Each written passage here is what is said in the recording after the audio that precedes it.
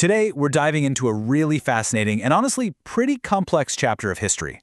We're looking at Britain's high-stakes relationship with the super-isolated kingdom of Tibet around the turn of the 20th century.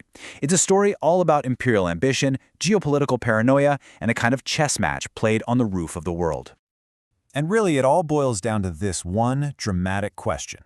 I mean, what on earth could possibly lead the British Empire to march an army into one of the most remote, inaccessible places on the planet?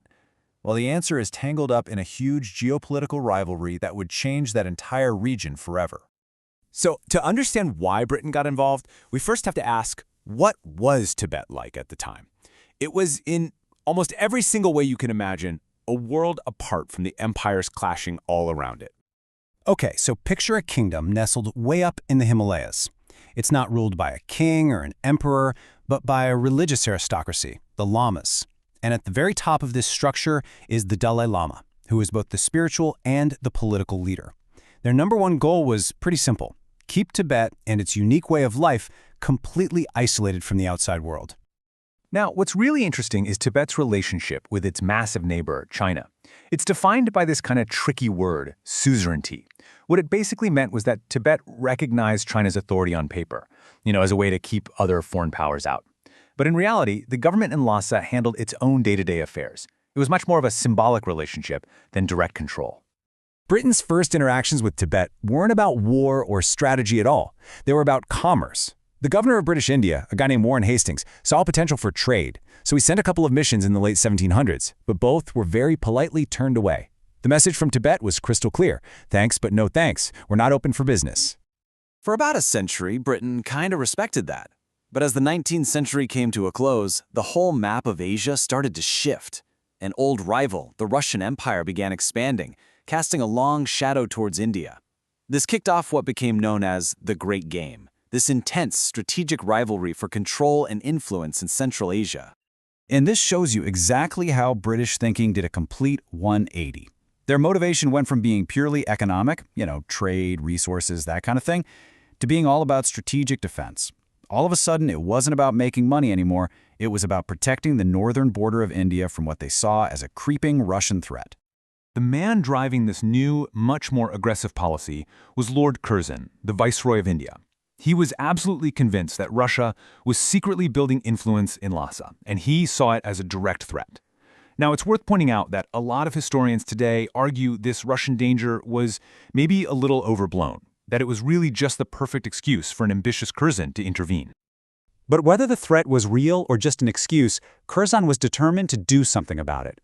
When his attempts at diplomacy were blocked, he decided it was time to stop knocking and just kick the door in. So in 1904, a heavily armed mission led by Colonel Francis Younghusband marched into Tibet. The Tibetan army, armed with some pretty old-fashioned weapons, put up a really fierce fight, but they were just no match for a modern, well-equipped army. By August, Younghusband's troops were in the forbidden city of Lhasa itself, and a treaty was forced on the defeated Tibetans. And we have to just pause here, because this was not a peaceful negotiation. The human cost was staggering and incredibly one-sided. It's estimated that around 700 Tibetans were killed during this invasion. It's a pretty grim number that shows just how much force was used to open the kingdom. So, the key takeaway from the invasion is that this treaty totally changed Tibet's status. It effectively became a British protectorate. Now, what does that mean? It means that while Tibet still had some control over its own internal affairs, its foreign policy was now firmly under the control of the British Empire. Let's look at the actual terms.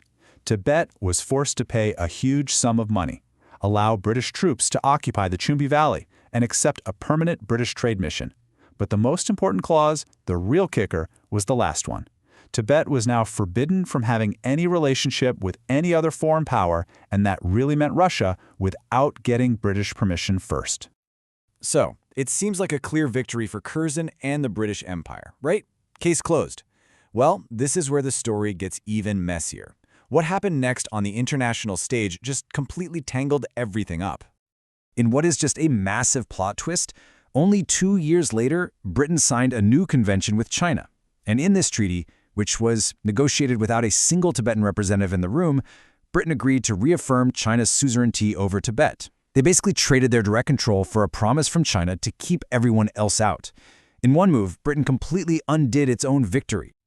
Now, this diplomatic back and forth had huge consequences because a few years later, the entire chessboard gets flipped over. In 1911, the Chinese empire collapses in a revolution. Seeing China totally weakened, the Dalai Lama declares Tibet fully independent. This creates a whole new reality and forces all three players, Britain, the new Chinese Republic, and Tibet, to the negotiating table for what was called the Shimla Conference. And this table just lays it out perfectly. You can see right away why an agreement was going to be almost impossible. Everybody wanted something completely different. Tibet wanted its independence recognized. China wanted to get its control back. And Britain? Well, Britain was now mostly interested in one very practical thing, finally getting a clear, secure border for India. The solution they came up with was, well, it was a pretty complicated compromise. The plan was to divide Tibet into two zones. You'd have an outer Tibet, run by Lhasa but still under Chinese suzerainty, and an inner Tibet, which would be under direct Chinese control. It was an attempt to give everybody a little piece of what they wanted. And as part of this whole deal, the British negotiator, a man named Sir Henry McMahon, drew a new line on the map that separated Tibet from British India. This border would become famous, or you could say infamous, as the McMahon Line. For Britain, this was the real prize from the whole conference. But here it is, the final, crucial twist in the story. The Chinese representative at the conference initialed the agreement, but his government back home flat out refused to ratify it. They rejected the whole deal, especially the new border and the division of Tibet. And just like that, the entire agreement fell apart.